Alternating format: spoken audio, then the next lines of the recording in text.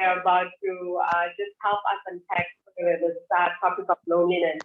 When we all met 2 weeks ago, for those who are new today, welcome. Thank you so much for joining. I hope that you were able to listen to last week, or rather 2 weeks ago, session, and maybe even the first session, the introductory session. I mean, this has been such an amazing series. This talk shop has been something that I know that I've been speaking to a few friends about, and everybody's just blown away by just even the concept and for you, Raj, and wanting to do this and to help people navigate during this very difficult time. I think loneliness is something that is very real for a lot of people, and if you are not personally experiencing loneliness, you know people who are, and that's why we're all here, to be able to connect as a family and to be able to talk about these things and to understand them a bit more.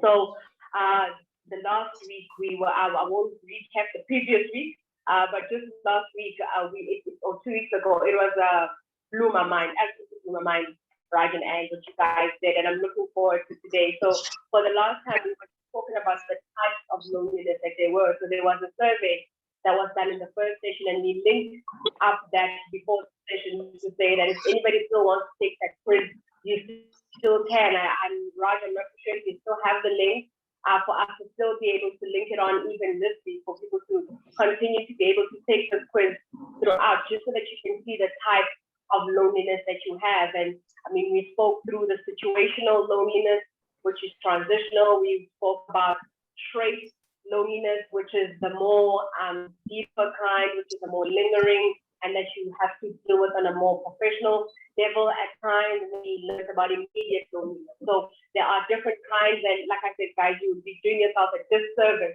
if you don't go to the last recording and just watch and get that intimate knowledge of types of loneliness that there are. So I won't talk too much. This whole series is about our speakers who have this young portion. And hi, somebody has not muted their mic. I'm not too sure who that is. If you could please just all mute our mic so that we can be able to start today's session. So from recapping the last time, Raj and Angie, if I may, during this time, also be able to link to you so that we can find out what we have in store today. I know that you promised also that you'd help us to be able to have mechanisms to be able to cope and to deal, and how to help ourselves and to help other people around us as well. So I think without much delay on my side, I'll just thank everybody again for being here, and to Raj and Ange, please do lay it on us. But I also forgot, before I hand over to you, Raj and Ange, we also spoke just scripturally. Raj referred us to Proverbs 20, verse 5, about the matters of a man which are deep heart, so the counsel of a man are deep heart, and a person of understanding draws them out. So that is why we're all here, just on a spiritual level, to be able to draw this out. And with James 1:19, to be people who are more eager to listen than they are to speak. And I think that is part of the virtues that we are also learning a part of this workshop. So Raj and Ange, thank you so much. We are all here.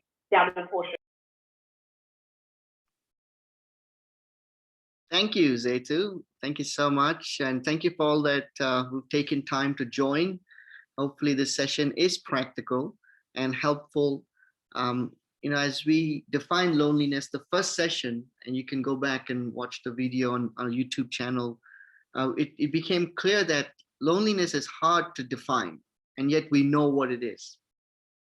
And it's the same thing with coping with loneliness. Practically, it's a complex topic, and so it's unrealistic to think that we could fix everything in just a hour-long session. But the hope is some of the things we do talk about today can be beneficial, and that the conversations can continue, because I think that is also a big part of coping with loneliness, is actually talking about it. And so I wanted to start with the Proverbs 20 verse 5, and then we'll talk a little bit more through that, and then hopefully Angie and I will do a bit of a role playing, and then we can open up for some Q&R, and perhaps even some I guess, role playing amongst yourself. And so we're gonna hopefully have some hands-on practice also. So let's go to Proverbs 20 verse 5, and the Bible reads, "Counsel in a person's heart is deep water, but a person of understanding draws it out." And if you go to Proverbs 18, Proverbs 19 verse 11, check out what Proverbs 19 says. It's really cool. Actually, sorry. I just had it, and where did it disappear to? Proverbs 19. 11. Yeah, I think it is. I just had it. But let me find it. I'll find it. It's just give me 1 second. Proverbs 18 verse 4. "The words of a person's mouth are deep waters, a flowing river, a fountain of wisdom." And I can read that in the NIV. The one I just read was the Holman Christian. And NIV says, "The words of the mouth are deep waters, but the fountain of wisdom is a rushing stream." And so again, the notion of both the heart, which in the Jewish worldview is the word lev, and it's not seen as just emotion, but it's the center of a person's will. It's basically the control tower, and it's somewhere here in the gut, and it's where everything flows from. It's your mind, emotions, your convictions, your desires, all of it. Literally, it's the core of a person, and the Bible says that it's deep waters, and we all say yes, it is. And then in Proverbs 18 verse 4, it says the words of a person are deep waters.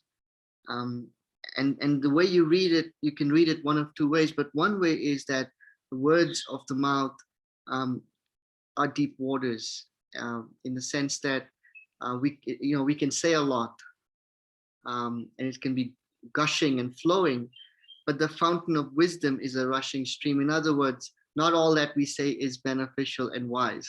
So that's one way of reading that proverb. Obviously, the other way of reading it is what we say can be super effective in helping draw someone out and provide wisdom and rushing stream, which again, for them, a stagnant stream is useless. In fact, it's disease infested. It's true for us today also. I remember Tam, Angie, and I went camping once, so we went hiking and we saw this pool of just stagnant water, and Angie actually fell into it. Oh, yeah. And it was quite disgusting. And the main concern we had was, did she have anything? Did she drink any of it? Did anything fall into her mouth? Because of bilharzia, which can survive in stagnant water. And the same for them, same for us. Stagnant waters are infestation of disease. Whereas a rushing stream is clear water. It's beautiful. It's wonderful. It's actually very essential for survival, and it soothes you and so on. And so again, there's that sort of insight of how our lev is deep waters, and how the words we speak can be very either soothing or can just be a gushing water that's basically just pretty useless, and harmful. Even again, if you think of waters just rushing without any control, that's not good either. So hopefully that makes sense. And so as we talk about practicals, we want to talk about lev listening. Again, the word lev being heart, listening to a person's heart. And to do so, I wanted to start with the concept of an initiator and an initiatee. Now, I know that's probably not in the English language. I didn't bother looking it up because I was pretty sure that there's no such word as an initiatee. But the idea is simple. The idea is an initiator is someone who initiates, who calls, right, who takes the first step. An initiatee is someone who receives that call, right?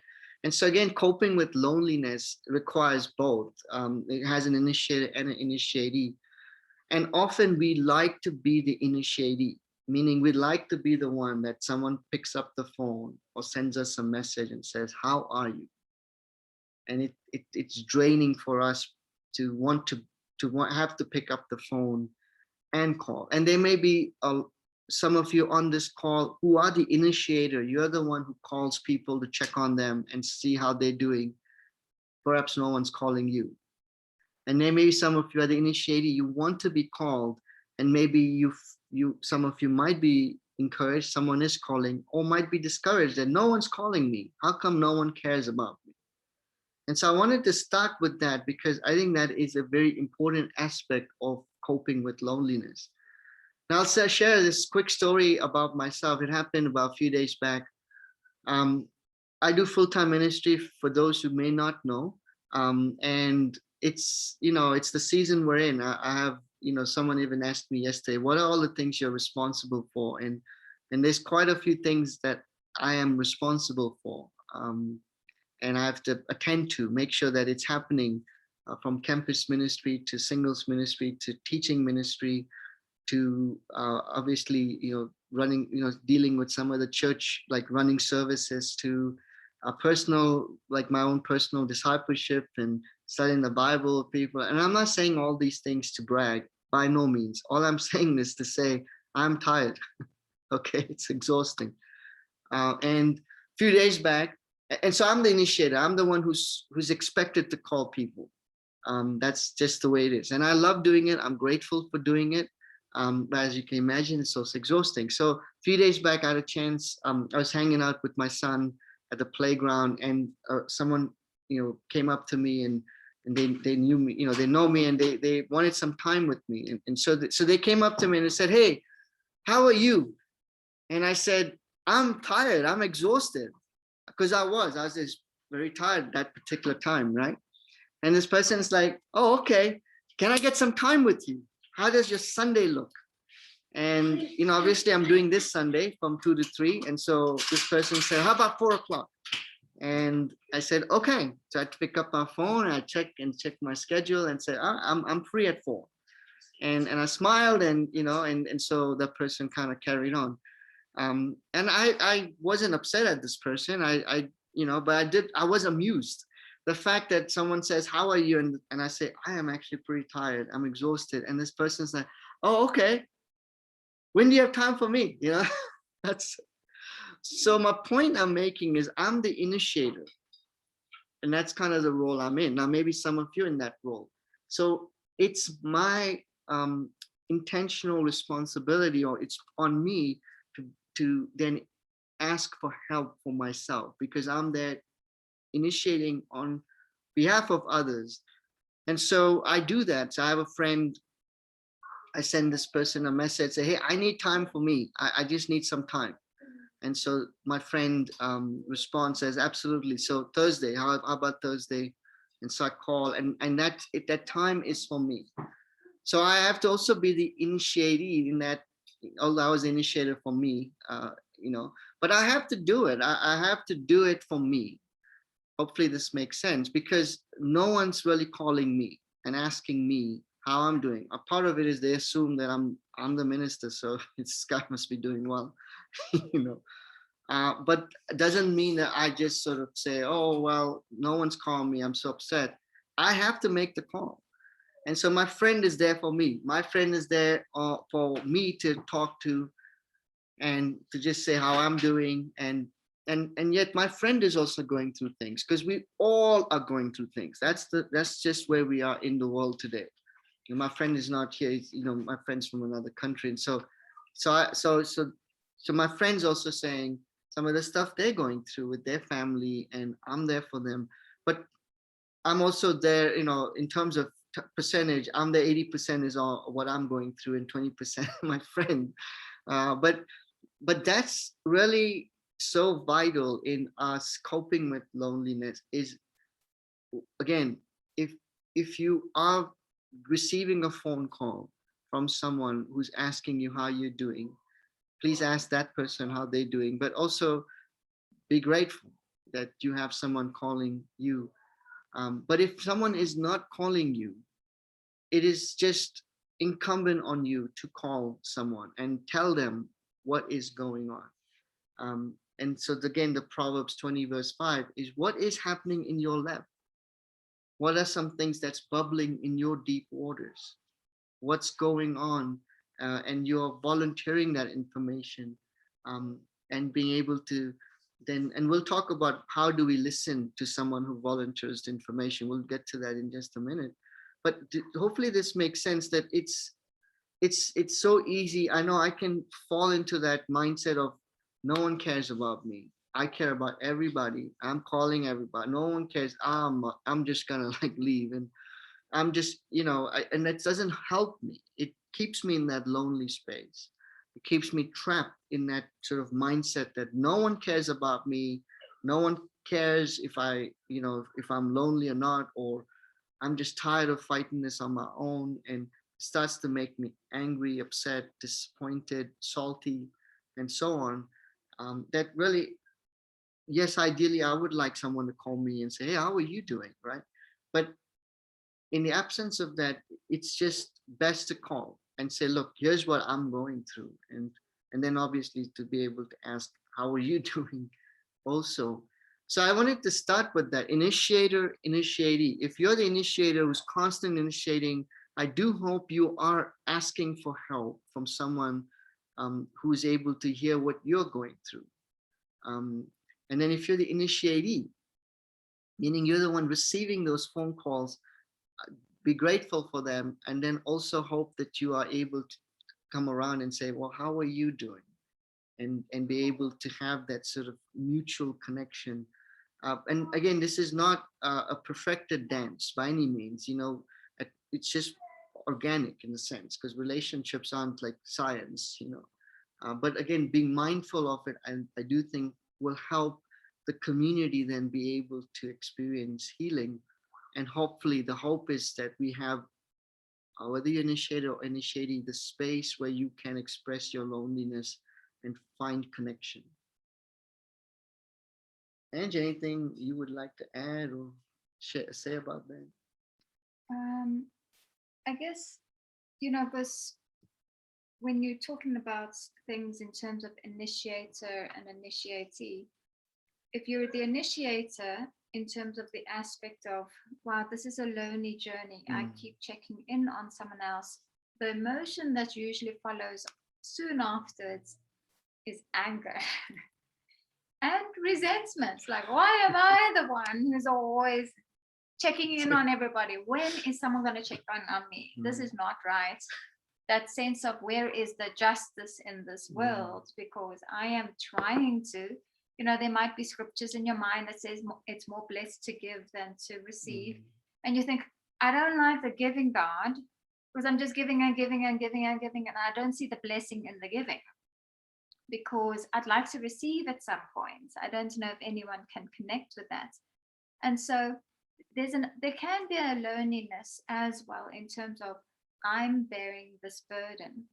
And I guess this is where it's important then, what was the motivation behind the initiating? I think that it's always great to go back to that point. And so when we think about it in the reason for that, which we have the privilege of having, if you're a follower of Christ, is Jesus. That going back to him always helps, because I totally connect with the initiator part. And it's just it is that. And also the initiator, what's really helpful is sometimes one may think, well, the person's lonely and it's their fault, because they don't ever initiate, they're not contacting people, they're not trying, and you can think of all the negatives. But I think what will be really helpful in the mindset of the initiatee are so many things. Because it's a misconception that you're lonely because it's completely your fault. I think that is a myth I definitely want to dispel. And it brings so much shame to people to think, because others are constantly then blaming you. Oh, the reason why you're this way is because you're lonely, is because of ABC. And I think that really it brings a great misunderstanding to the initiatee in terms of the difficulty for some people to be able to find that. Because I don't know what place each person is at. Maybe you were the initiator at some point, but you're burnt out. you don't have the strength inside you. And if I'm a new person coming in and looking at you and saying, why aren't you, you're learning for a reason, that is that lack of wisdom. That is that person who's not trying to understand. And so I think there's such a key point in terms of understand first. There's so many scriptures about, that's why God says be quick to listen, slow to speak, because listening involves, let me understand where you're coming from before I make any form of assumption, whether you're the initiator or the initiatee. That is so key. And I find that if we come to a place of trying to understand the other, we find connection between the two of us. Like once, for example, dispelling this myth of loneliness, of you to blame for your loneliness, is a very harsh judgment. And so, but when you get to a place of understanding, it brings us closer together. And I think that's really something to bear in mind. Yeah, absolutely. And so, again, James 1:19, and you just referenced it, and everyone should be quick to listen, slow to speak, and slow to anger. And it's that understanding and the quickness to the judge is so, if you're anything like me, it's almost like instinctive. I want to judge why you're in this situation. But slow to speak is this intentional effort to say, "Ooh, let me slow down. Let me just understand it." So I think what Angie and I wanted to just do is just a bit of role playing in terms of how do we listen? How do we listen to the left when someone's speaking?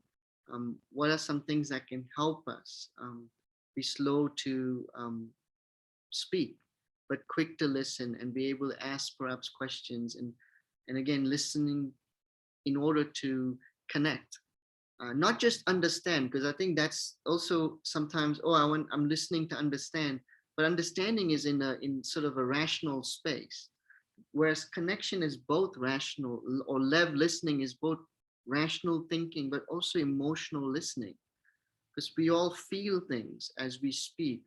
And sometimes we may not know what we feel, but we're certainly speaking it. And so what can help perhaps to have that? And again, with the understanding, we're all striving to grow in this. No one's arrived. And someone like Angie is trained as a professional to do this. Some of us are not trained, and we're learning how to do it. But I think just as we are mindful of it, it does, make a big difference. And hopefully a space like this can help you get some tips. And again, you might be already doing this, great. And maybe we have some time towards the end, you can share how do you listen to not just rational information, but also the emotions of someone. And you might be, you might be doing it, and you might have learned a few things that has helped you. You're welcome to share. But I thought that's what we can do now, is just have a bit of role playing in how can someone listen to the heart, to the level of a person.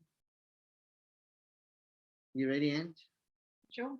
So I'm gonna be the one speaking about my day and so on, and you just, we're just gonna role play. So we haven't practiced this, just to let you guys know. This is just happening in the moment. So hello, Angie. Hey, Raj. How you doing? I'm doing well, but I'm not. Yeah, I'm doing all right. I'm doing all right. Thanks for asking. How are you? Okay. I know you started with you're doing well, and then you swapped over to I'm doing all right. So, is there something? What made the difference? I don't know. To be honest, lately I've been feeling very exhausted, very tired, and it doesn't seem to stop. Like the tiredness and the work, it seems like I can't picture a time when I won't be tired. So that doesn't, not a good feeling. No. I know we role play. But you know when it feels weird. Okay, let me try and get into character. That's what Okay. Angie does when I tell her I'm sad. She laughs. Or I tell her I'm tired. It's like she laughs. No, that's not the I'm joking. response. I'm Okay, joking. 101, don't laugh when someone says they're tired and you're laughing. Okay, let's try take This is what not to do. No, what not to do. What not to do. Ooh, that's harder Just than. point and laugh like, you're tired. Okay, that's Or say, oh, I'm doing awesome. I'm not tired. I feel so rested. What's the matter with you? No, that's what not to do. Yes. Okay. All right. I have to stop. Like, Yeah. Okay. Okay, so you say you're really tired. So it sounds like there's a lot going on. hmm. Okay. Would you like to tell me more about them? Well, I'll only feel more tired if I had to just repeat all the things I have to do. It just would make me feel more tired, if I'm honest with you. Okay. So you're too exhausted to even share. Yeah, to regurgitate all of that, it's actually quite exhausting in itself. But I know that defeats the purpose of speaking to you, because then I'm sharing and you're in the dark. You don't know what's exactly happening. It just feels so exhausting just to even speak about what's happening. So I don't even know if that makes sense. I guess so, because to try and explain what you're going through can be really difficult sometimes. Mm. And to try and put it into words feels more tiring. Mm. And perhaps you wish that someone could just read your mind and know exactly what to do.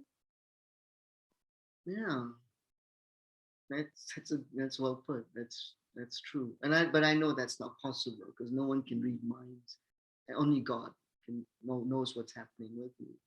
But no person can just see me and be able to read minds. I know what I'm asking for is impossible. But it's the feeling I feel. Oh, it'd be nice if I didn't have to repeat all the things I'm doing. Someone just can tell me, or can just figure out for themselves. I guess that's the difficult thing when we know rationally that's not possible, but emotionally you feel, man, it would be just great. And that's hard. Yeah. Yeah, it is. I guess, I appreciate you listening, because part of me was feeling honestly stupid.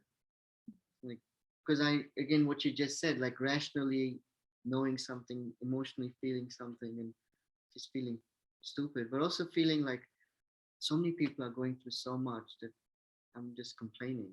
Like, what I'm going through is actually very little. So I appreciate you just letting me speak, because that also is like, maybe I shouldn't tell anyone this, because it doesn't seem so significant compared to what others are going through.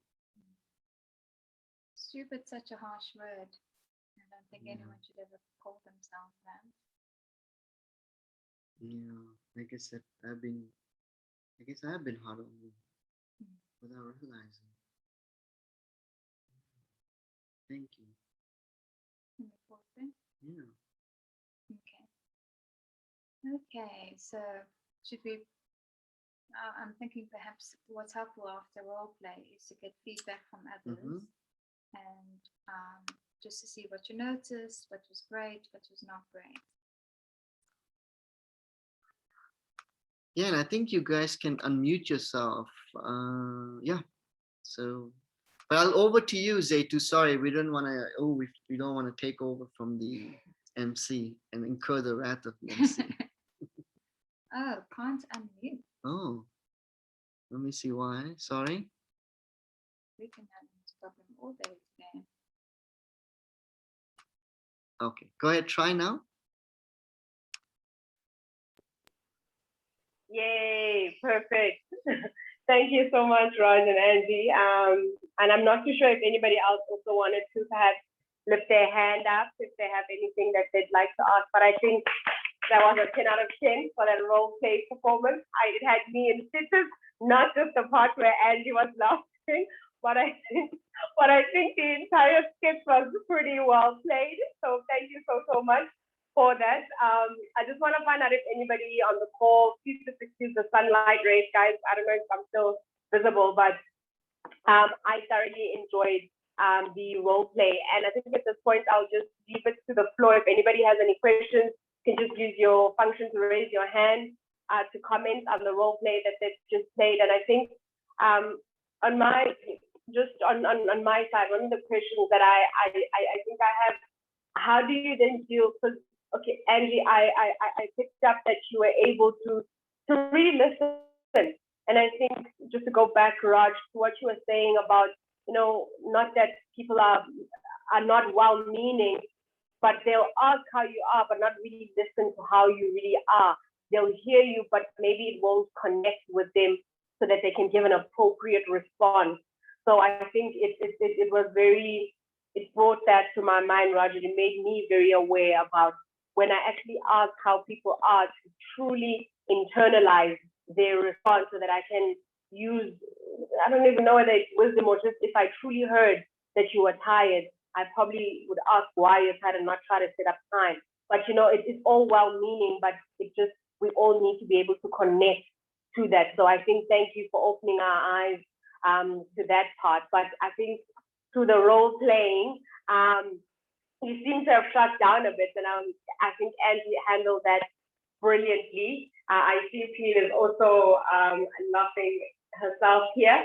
So thank you. I personally, I just think that was a very great skit. So any questions on the floor? I think part of what this workshop is about is talking. So everybody having a view, even if it's not about the skit itself, but just about the message that they've shared before. I saw a whole lot of people saying that they could relate.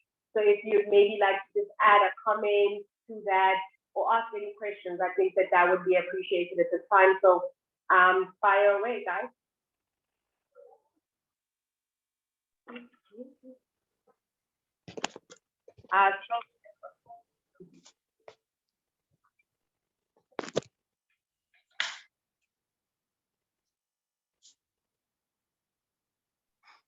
Hi, Sylvia, you have the floor. Please do ask. Hi, thank you so much, Raj and Angie, for that wonderful role play. It definitely changed my perspective on how to listen well, because I seem to have been conditioned in the last year to communicate in a mirroring way. So if someone says, oh, wow, I've had a really difficult day, then I'll say, wow, that sounds tough or sounds difficult. So I'm more in the acknowledging way, so to draw them out further. I'm interested to know, Angie, what method did you use? Because I couldn't quite follow it without listening to it again, because you're a step ahead, if I make any sense at all. But yes, you were speaking to the emotion and the rational part in your soothing way of communicating. Is that right? Or how can we learn to do the same as you? Well, partly it's because of training. So, and it's become so part of me, I don't even think about it anymore. But I think this would be a valuable tool for anybody. And I love your question in terms of, you're spot on. I'm always thinking about, okay, not just what is in your head, because we're all very rational. We explain ourselves fairly well. But what I found is that people have difficulty with are their emotions. And that's why, because it's amazing how we even dismiss our own emotions. For example, feeling lonely is a very uncomfortable feeling. So we go to our head immediately, but I'm sure there's, we give reasons why and whatever. And I'm like, no, we need to acknowledge what you're feeling. Because if it's not acknowledged, you're going to keep feeling isolated. And that's what I want. I want people to feel acknowledged. And I think if that is everyone's heart, I want you to feel acknowledged. And I genuinely do. And I hope that is the experience others have from me is I'm not there just to try and understand. which is understanding. Understanding is deeper than that. It's understanding your whole experience. And so so if that is, and that can be a prayer point, so we're having one of those days, that can be a prayer point in terms of, God, help me to understand holistically, understand the person emotionally, rationally, as your child, in every way. And so, and starting from that premise always helps. So hopefully that helps you, Sylvia, in terms of, that's what I'm listening for. I'm listening for the, the emotion, and if someone's acknowledging it, you're being unbelievable. Okay, sorry, excuse me. Okay. And I see Palile's hand up, but just really quick, I think what, obviously Angie has been trained and she's done this for years, and I'm learning how to do it. And so, if you're watching this and you're like, man, that seems so complicated. Well, it's just practicing over time. And it also sounds like, Sylvia, what you've been striving to do. There's something about practice. I always tell my son, practice makes progress. And that's true. And I can tell you, hands down, personal experience. I grew up in India. I'm an Asian male. And so I'm 45. So I grew up in a time where men did not have emotions. That was just not a word that was even in my vocabulary till probably 2011 or so, and so there's definitely hope to practice that. And it's that intentionality. And I think it's like, I think Zeta, you said, it's being in the moment, being present, listening, and trying to pick up those words that someone's saying, and then being curious. What do you mean by that? And what did you, just that presence itself. And for me, that means having no agenda per se in the conversation, which, if you know me, I love agendas. It's like a meeting agenda. But it's resisting that and saying, letting them set the agenda, and allowing, I guess, the Spirit of God, and that love, that genuine interest in someone, which what I find amazing about people is, even when I don't do it as well as Angie, they see the heart, and they're able to sort of respond. But there's also then opportunity for me to learn how to perhaps connect with that individual who may be very different than someone else that I'm speaking to. So it's just, I'm just saying that to say it's ongoing learning and training, and it's not, I guess, oh, I can't do it like Angie. So what's the point? No, you can train, and slowly but surely, I have seen improvement. I know for sure I have ways to go, but I have seen improvement, so which is very encouraging. Yes, go ahead, Palile. Oh, sorry, Zaitu, didn't mean to pick up your MC role. My bad. Not at all, Raj. Not at all. You are the one who has a portion of wisdom today, so I'm more than happy. But Sylvia, I hope that you got your answer from what Raj and Ange have shared in terms of the type of skill set that Ange was using and how to pretty much hone it in yourself.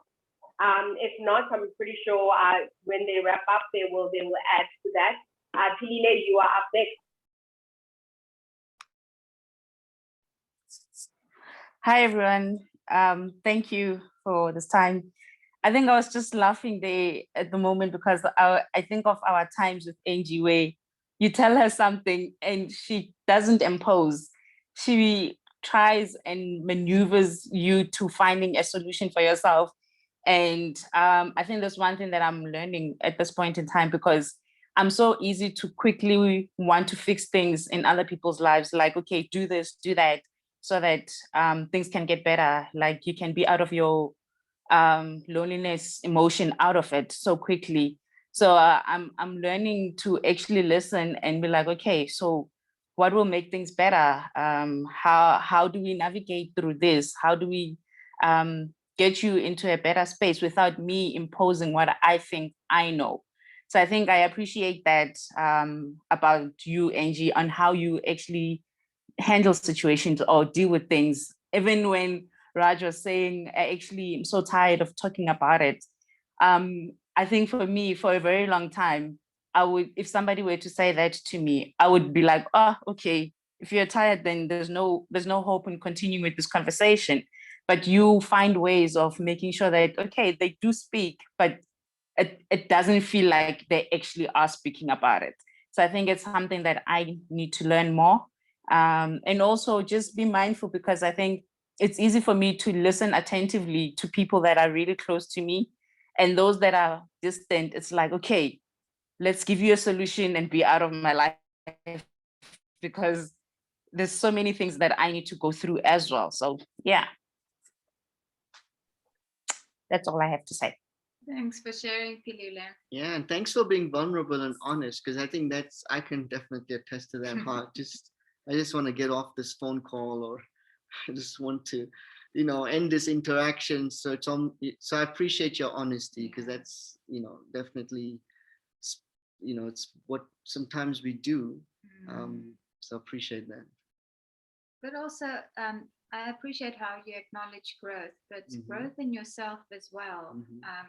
The fact that you're noticing, okay, this is how I tend to do things, and this is how I want to be able to move towards is lovely. I think that's really important to acknowledge, because sometimes we're always looking at our errors, and there's so many people shouting at your deficits or looking at your deficits.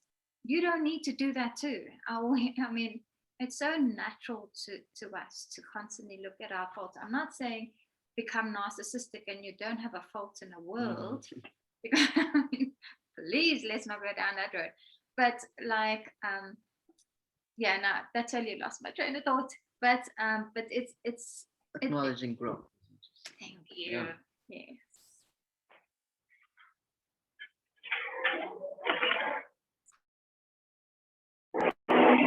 Oh, Is there sorry, my sound is, sorry. All right, I'm not seeing any other hands up, but Angie, I have a question, and please mind the sponge glare. With the role play that you guys were doing with Rogers, is this something that you do with somebody that you're close to? So especially when Roger's shutting down, so would you do this to a person maybe you're not that close to, perhaps a colleague that you see is maybe just getting down and they're not in a good space, and you're like, hey, are you okay? And they're like, not really, and you're like, what's wrong? And they're like, I don't want to talk about it. Do you try to still find ways to draw someone out because maybe something is terminally wrong, or do you just like, what, maybe because we don't have that relationship, we need to stop that? Just a question on my. I appreciate your question, because you're wondering, okay, for someone you're not that close to, how far do you go? It's amazing how much you recognize, because we know when someone's not listening to us. You can feel it. You don't have words to it, but you know, and you can even see from the body language, there's a bit of distraction, and that communicates, oh, this person's not actually interested in what I have to say. And so, but okay, I'm also distracted. Oh, yes, okay. So then going back to your point about your colleague, like when you look at my brain is going 10,000 kilometers per hour. Anyway, okay, with a colleague who you're not so close to, you can always still acknowledge, to be able to say, it looks like you're going through a difficult time, and I respect your boundary, but also at the same time, I don't want to not acknowledge what I saw, and I recognize, and it must be really hard for you. And you don't ever have to go into it. You don't ever force a person to go, to share with you. But it's the acknowledgement of, I see you, even if it's for that little moment. So hopefully that helps. We're having such a chaotic day. Sorry, that's another reason why my brain's scattered. But the other thing too is, and that's like what Angie said, not necessarily forcing a situation. I love this proverb in chapter 17, verse 28. The Bible says, even a fool is considered wise when he keeps silent. I really like that. Discerning when he seals his lips. And so again, it's not about just having to say something, or even have them say something. It's even being present and in silence being able to allow that person to say or not say what they want to.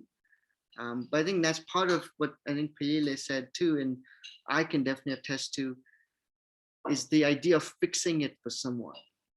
And that's, it's I just, this is a thought. I think it's a myth that only men want to fix it. I think everyone wants to fix it at some level, and they hear a situation, they want to fix it. And so how to resist that? And again, that proverb helps me. Sometimes just be silent, and you're seen as being wise, because sometimes that's all that person needs, is a silence of just being present. And if you have noticed something, saying, "Hey, how are you?" And again, it's without the expectation they're gonna spill the beans. Like in my case, I really don't want to talk about I'm tired, because and so again, it's not about me having to detail what exactly I'm going through, but it's just knowing someone's there and someone's asking, "How am I?" is enough in itself. And so I think it's that wisdom, and that's why it's lev listening. It's listening to the person's heart, and it's listening to our own heart, and being aware of these dynamics of an initiator, initiatee. I'm the one who's always calling, or I feel like no one's calling me, and being aware of that and being able to pull it out, like being able to hold it up, from our internal sort of a mechanism, and being able to say, what is that about? What am I feeling? Well, I'm feeling this. And sometimes we don't know what we're feeling either, which is itself okay. I don't have to name every emotion, because even that's a rational thinking. I have to name every single emotion I'm feeling. Well, emotions are, it's like a meal. I love Indian curry, and you can't name every spice in the Indian curry, or pick any meal. They're things that you may not be able to name, but you're able to taste. But you may not be able to describe the taste. That's okay. You're still tasting it. And it's kind of the same with emotions. We have this feeling that I have to name and every one of them, be able to tell you why exactly I'm having every one of those emotions. At least I used to be that way till I realized, that's okay to not do that. Some people can. There's some emotions you can, and other times it's unspoken. But it's the lev listening and praying for discernment, and then also as someone is initiating with you, or you're initiating with someone, to say, be able to say, I'm not quite sure exactly what I'm feeling, but here's kind of what's happening, which then can, if you're listening to that, you're able to hopefully draw that person out. And if you don't know what to say, which is especially in this time, I sit with people, or we sit with people who have lost loved ones, and lost more loved ones. It's grief upon grief. It's like, I'm so sorry, I do not know what to say, because I don't have words. And I had someone then respond and back and say, I also don't have any words on what I'm feeling. And we just went silent for a bit. That's okay. And what came out was this person feeling like they need to say something to their family members. And so they didn't know what to say to their family members. And this is a younger person. And so they're trying to be there for their cousins who are younger than them. And so feeling this burden. And so as that came up, then I was able to say, wow, that's a heavy load you feel you got to carry. You yourself are carrying a heavy load as a young person. Perhaps maybe you can consider that there may be other family members in your family who maybe can help your cousins, older members, and you can lay down that burden. And maybe you need to speak to your family, like your dad, and know that he is there for you. So you're not the center of this weight that you have to deal with your grief and grief of your cousins, and so that wouldn't have come up, I think, if I was like, if I didn't say, I'm actually not sure what to say to you, and I'm 45 and this young man's like 20 years old, and so that opened the space for him to go, well, I also don't know what to say to my cousins who are younger than me. So I don't know if I feel like I'm babbling now, but hopefully what I'm saying is making sense. That's what makes this topic so, I think, complex. And there's no one size fits all, a simple sort of equation, E equal MC square. No, That's not a simple equation. well, it's not a So, simple equation. It's true. but- That is a good point. But I think it's hopefully what we're saying helps in some way, that it's lev listening. It's getting to the lev, our own lev, other person's lev. And there's the initiator, there's the initiatee. Being mindful of those roles perhaps can assist in coping with loneliness. Mm.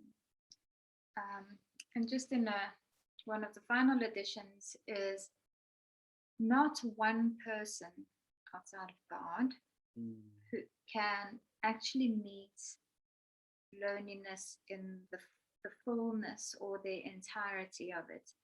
And so I guess that's where the disappointment can lie sometimes, when you have an expectation and it's not met, and it makes you feel even more lonely.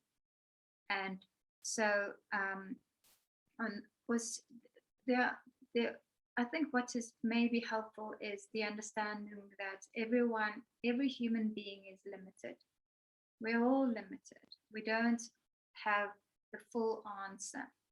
And yet, like for me, I know who, for example, like if there's a situation that the social aspect impinges on the psychological, I'm going to access the help of a social worker, someone who's experienced in that, who's way more skilled, who's very talented in knowing how to order a home situation so that it doesn't impact on the psychological.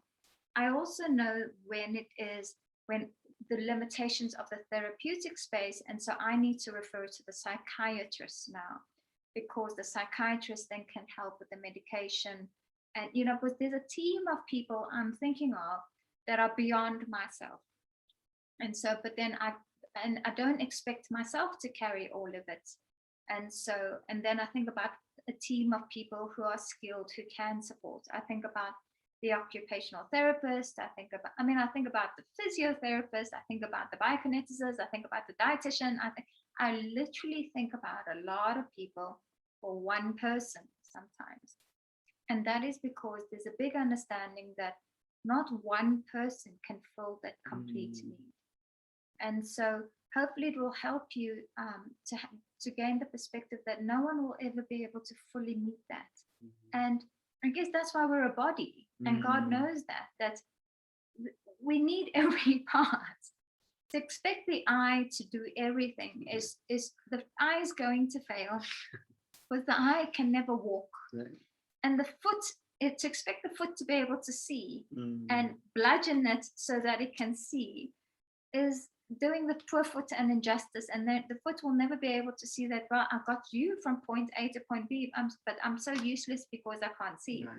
So I guess that's the part about, and it will help you once that acknowledgement, there is a little sense of, okay, perhaps I need to be able to consider another perspective. Perhaps I can consider another point of view. And that can open up a lot more doors in terms of alleviating that loneliness.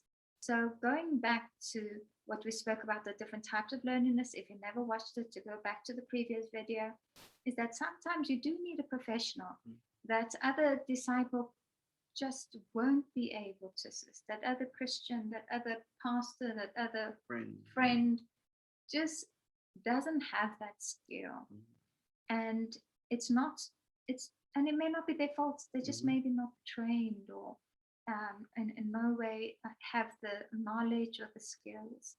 And then I would appeal to you, find who that person could be then, that person who is trained, who is skilled, who can support. And you'll find that, you'll have more avenues that way in finding a way forward. Yeah, and it goes well with Proverbs 20 verse 5. It speaks of a person of understanding who can go deep sea diving, in effect. And that points to training and and ability of someone to go swimming, that person of understanding, and some are trained, some are maybe they're just gifted, but they still need training. They've read, they've studied. Some are psychologists, some are psychiatrists, and so on and so forth. And so again, there's that realization of limits that can be very helpful in being able to, and not feel like I, again, like Palila said, I have to fix it. It's all on me. It's not. And then ultimately, only God can fill that hole in our heart, which is just fact, the God-shaped hole. But again, I love the way God sets this up. It's not just me and God in privacy, in private. It's within the community and within the purpose and mission that God gives us. It's sort of all encompassing, all inclusive, and it's just a beautiful picture of all of this working together